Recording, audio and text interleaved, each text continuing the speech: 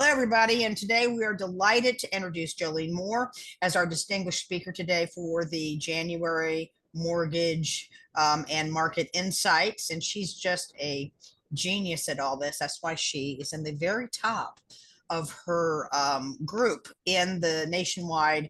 I don't know if you all know that, but she is really a celebrated lender as far as her productivity. So I will go on. Jolene is a celebrated expert in mortgage finance, renowned for her deep market knowledge and meticulous attention to detail, especially with business building.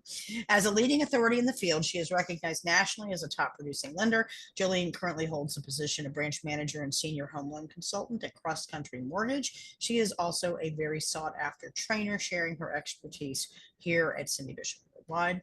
Jolene offers a variety of educational programs, including mortgage training sessions, sometimes in person at her Fairfax office and obviously online, business development seminars, and other courses tailored for real estate professionals. To learn more about her training, either let us know, let them know, or just look on our cindybishopworldwide.com to upcoming events. A lot of these non-credit things are on webinars. My favorite thing I have to say is Jolene's ability to get you on track with a budget. I still use the budget form. I think it's amazing. So, make sure you keep in touch with Jolene because I think she's just a wealth of information. Take it away, Jolene. Thank you, Cindy. Thank you, everyone. And thank you for those who did turn the camera on. Leslie, that was awesome.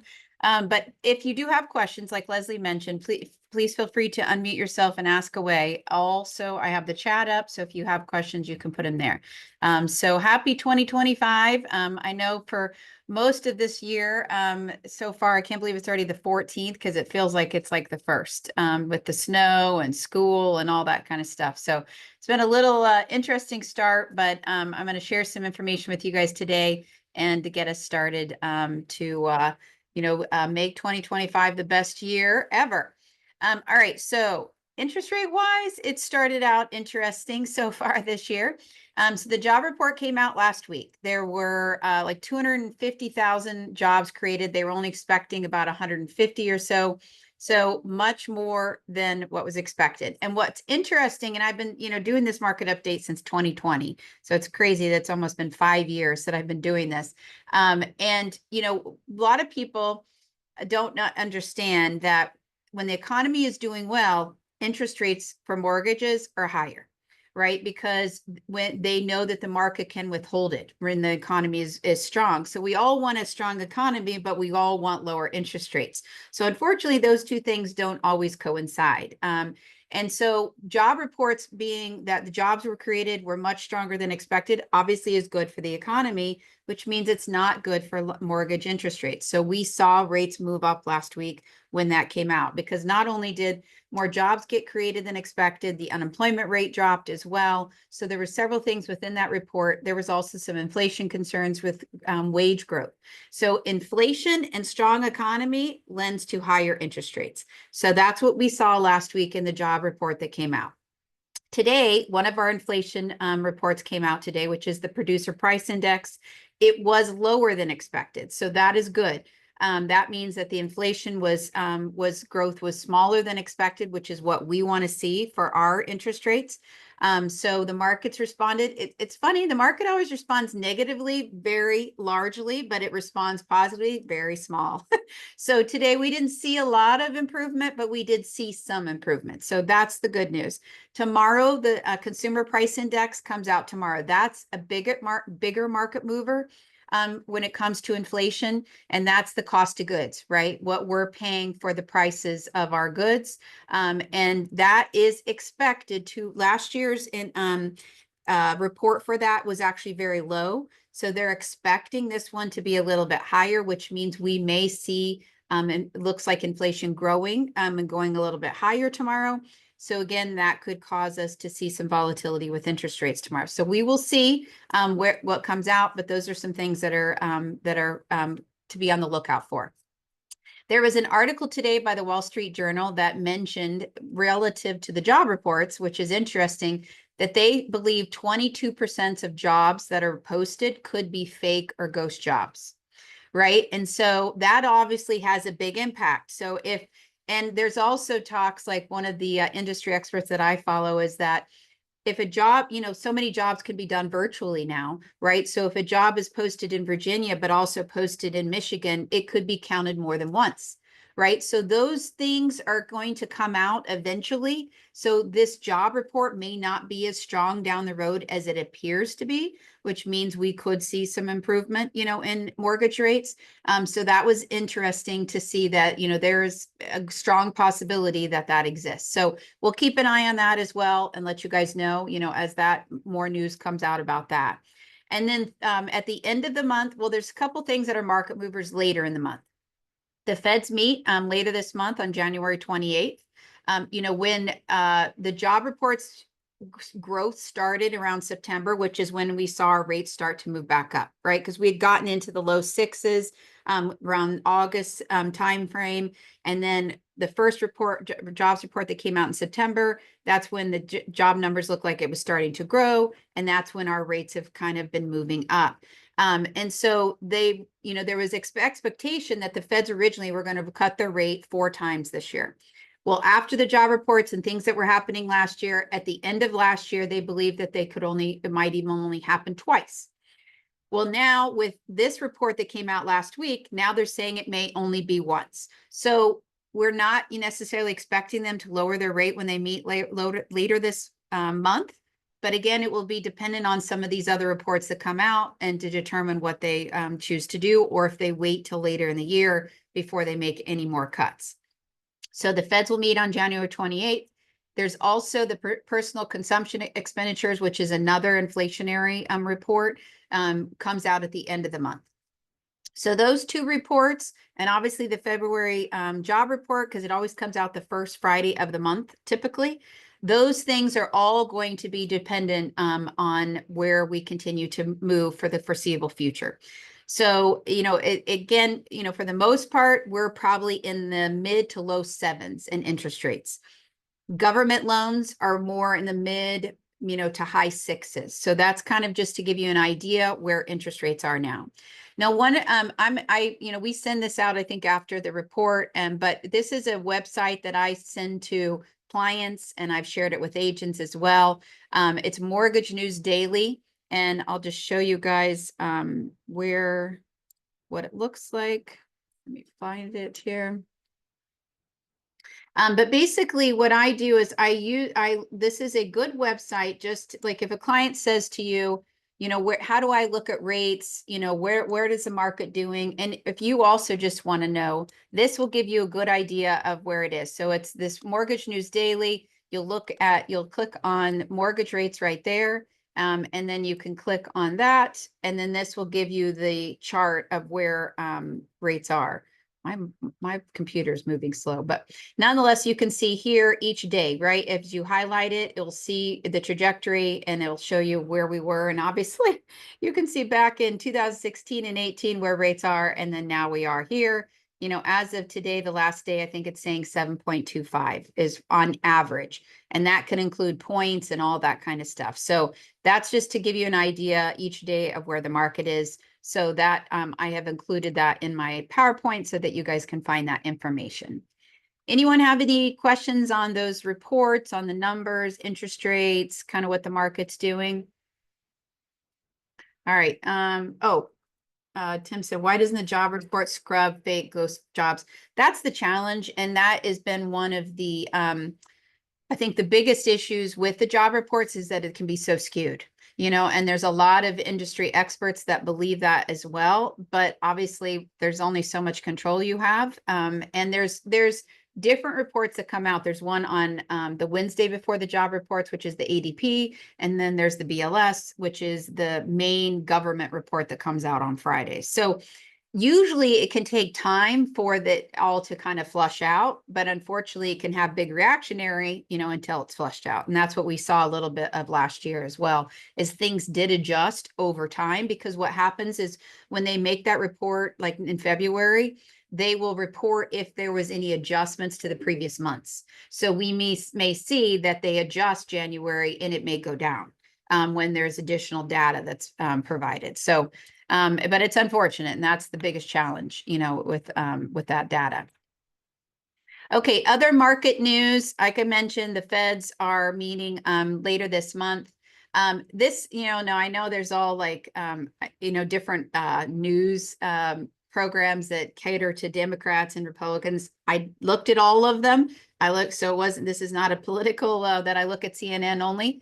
But what I thought was interesting about this article was it was about the bond market. So what a lot of clients and even agents don't totally understand is that the mortgage interest rates are based on the bond market and what the bond market is doing, which is just like the stock market. It varies and goes up and down every day. And what this article was talking about was that, like when Clinton went into office, he had beliefs of what he wanted to do with the economy. And basically, the bond market kind of put a stop to it and was like, nope.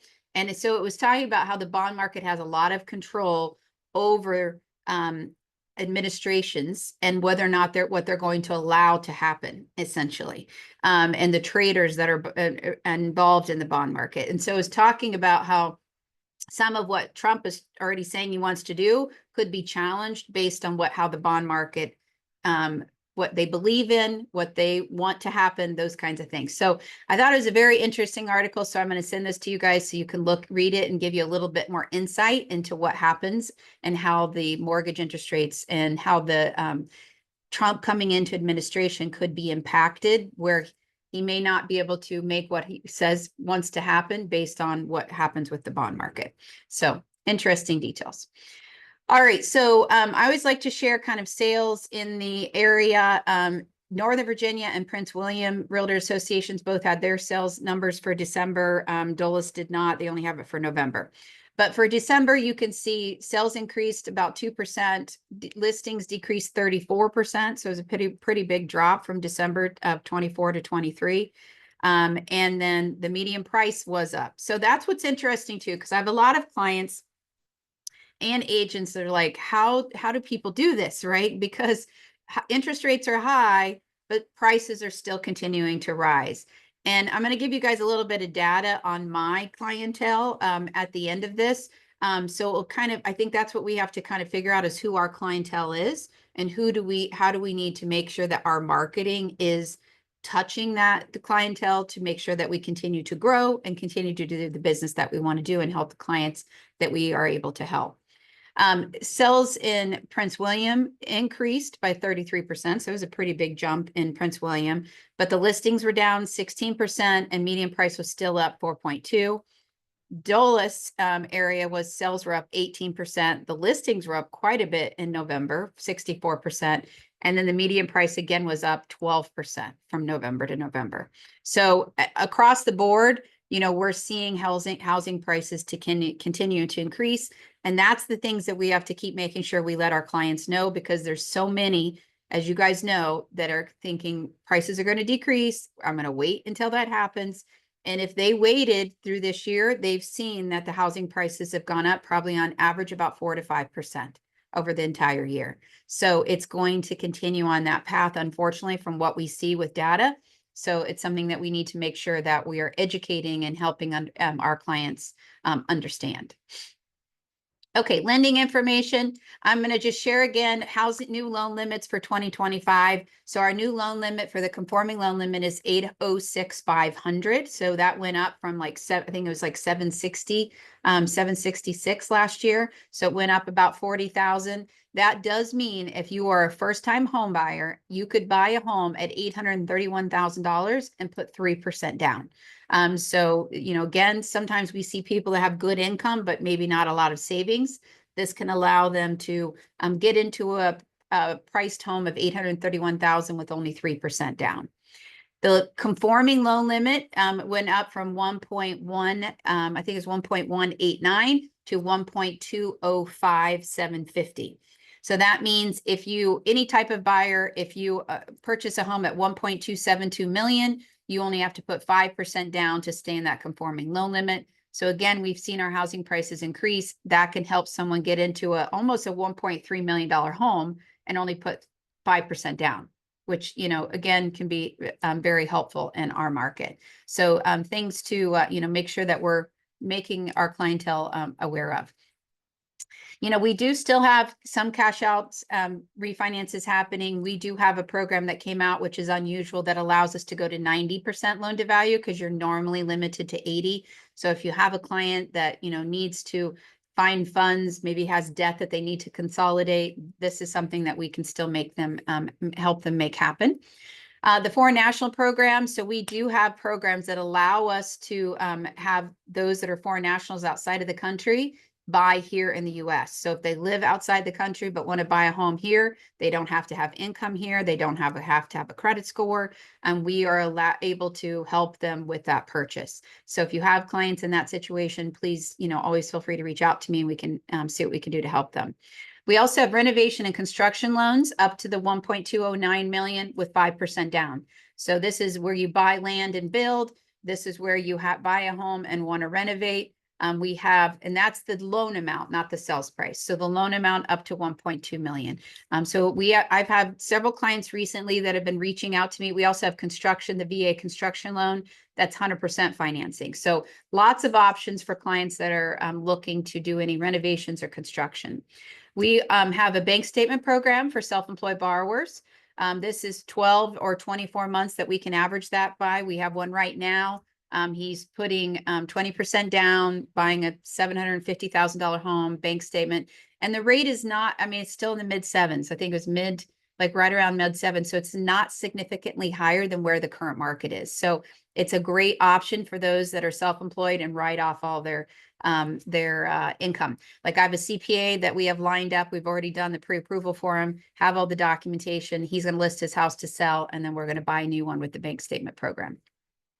And then we do have I-10 on bank statement programs, which came out last year. So that's a fairly new program for us. So if you don't have a Social Security number, but you have an I-10, and you're self-employed, we do have the ability to do the bank statement program on that as well.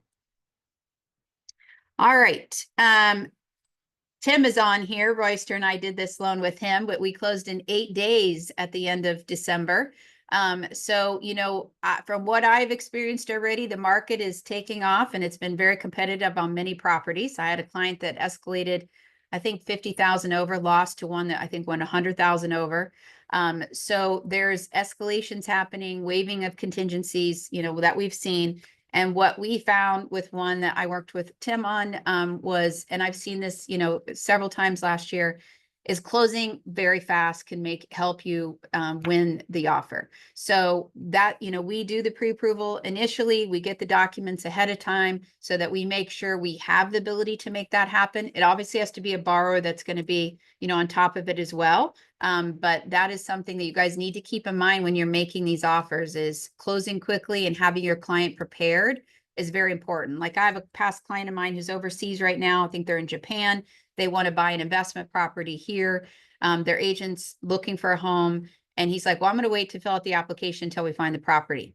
That's going to put you at a disadvantage, right? Because now we have to work on getting you pre-approved. Somebody else could come in and purchase, ratify a contract before we even finish that. So it's really important in this market, you know, majority of the time. I know in the fall, we saw a little bit of a slowdown. We saw some, you know, contingencies being kept in place. We saw, seller credits, things like that. You know, we're now gearing up for the new year. So we need to make sure that we're educating and keeping the clients and helping them prepared to make sure that they can move forward.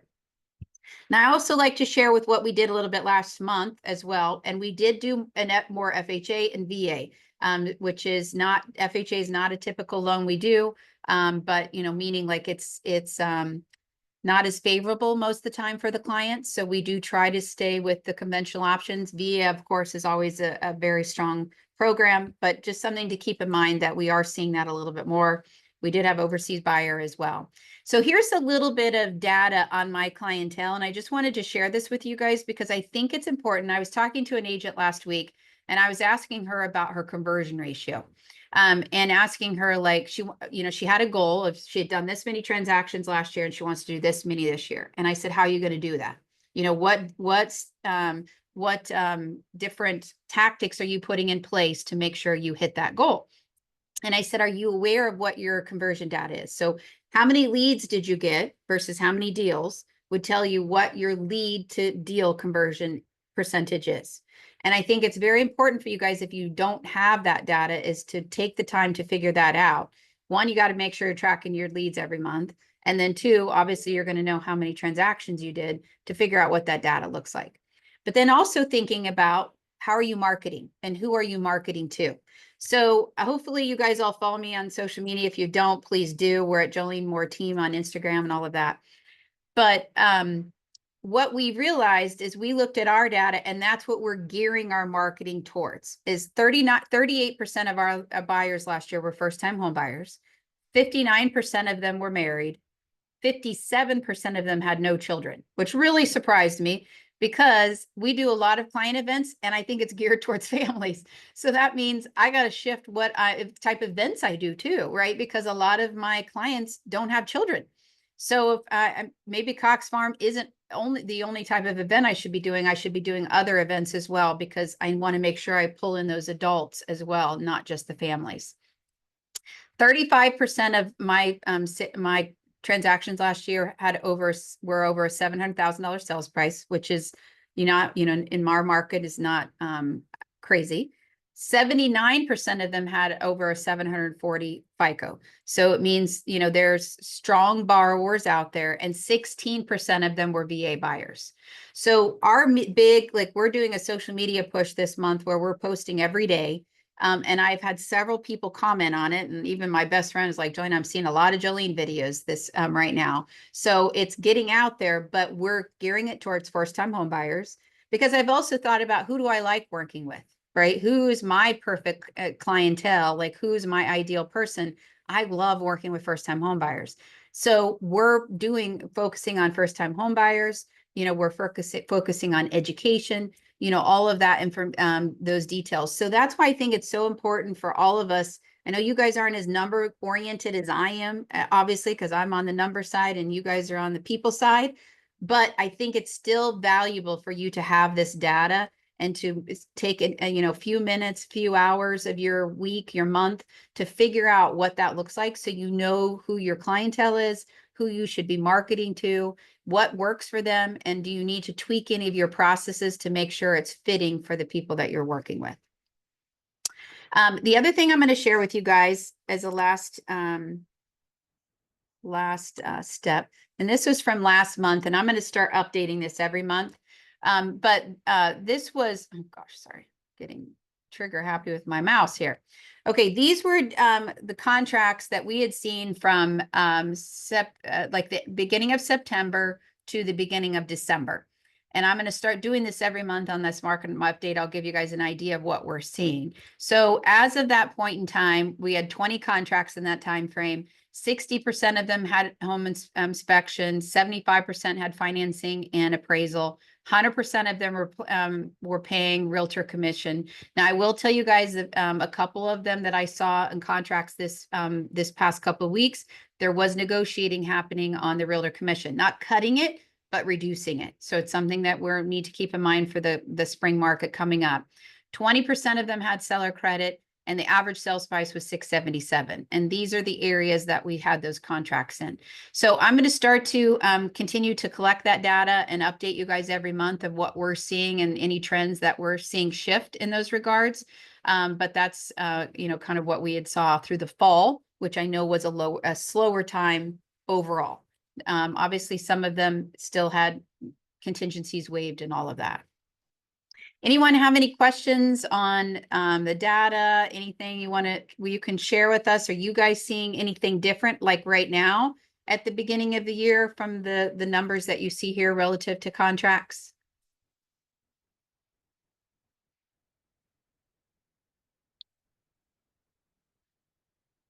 All right, somebody's got to speak up. I'm going to call on somebody if you don't. Hey, I'll ask Jolene real quick. Okay. Okay. So those 20 contracts, that was from last fall, right? So there's Right. nothing right for January. The contracts No. released so far. Yeah. Well, and so far, that's what I was saying. We're going to update it, but I just wanted to kind of give you an idea where it was. But what I will say, like I said, for January so far, is we still saw all of them have realtor commission, but they were reduced from what they'd originally asked for. So there was negotiating going on. And what I saw too was that the buyers making up for the difference. So the realtor is not giving it up. It's just now being split is what we've experienced so far.